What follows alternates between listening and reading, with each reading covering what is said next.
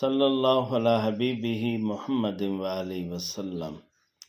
سعادت الدارین میں ہے کہ شیخ احمد بن ثابت المغربی علیہ رحمہ فرماتے ہیں کہ میں چند ساتھیوں کے ساتھ، ان میں سے ایک شیخ احمد بن موسیٰ، شیخ احمد بن ابراہیم تھے، ہم چند ساتھی سید علی مکی کے قبر مبارک پر پہنچے، وہاں رات قیام کیا۔ میرے ساتھی نے وضو کر کے نماز ادا کی، پھر گہری نیند سو گئے۔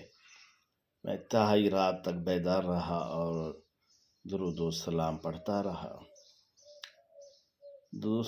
دوستوں کے خیالات کسی اور طرف، میرے خیالات حضور کی طرف، جیسا کہ شیخ جامی علیہ رحمہ نے خوب کہا ہے: بود دو جہاں ہر کسے را خیال، مراز ہمہ خوش خیال محمد۔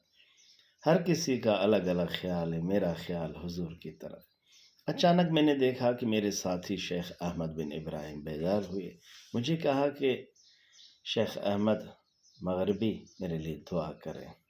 میں نے کہا خیر تو ہے، میرا حال تم پہ ظاہر ہوا کیا؟ کہا کہ جی ہاں، میں نے ابھی خواب میں دیکھا حضور اکرم صلی اللہ علیہ وسلم کی مجھے زیارت ہوئی۔ زیارت سے پہلے ایک منادی نے آواز دی کہ جو شخص حضور صلی اللہ علیہ وسلم کی زیارت کرنا چاہے ہمارے پیچھے آئے۔ ہم روانہ ہوئے، آپ بھی میرے ساتھ تھے۔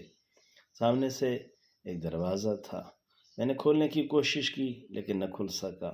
آپ آگے بڑھے، دروازہ کھل گیا تو میں آپ سے بھی آگے نکل گیا تو حضور نے مجھے دیکھ کر اپنا چہرہ اقدس ڈھانپ لیا، آپ کو آگے کر کے اور اپنے سینے سے آپ کو لگا لیا۔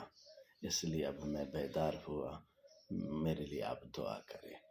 شیخ احمد بن ثابت المغربی فرماتے ہیں میں سمجھ گیا کہ میں پوری رات میں درود سلام پڑھ رہا تھا، یہ حضور کے بارگاہ میں مقبول ہوا۔ میرے جان، میرے دوست عزیز، معلوم ہوا اس قبولیت کے لیے حضور چاہتے ہیں ہم کہ حضور صلی اللہ علیہ وسلم ہمیں گلے لگائیں، جیسے شیخ احمد المغربی کو حضور نے گلے لگا لیا، تو ہمیں درود پڑھنا چاہیے۔ درود میں بقا ہے، درود میں فتح ہے، درود میں بلندی ہے، درود میں کامیابی ہے، درود میں عزت ہے، درود میں مرتبہ ہے، حتیٰ کہ حضور درود شریف پڑھنے والوں کو گلے لگاتے ہیں۔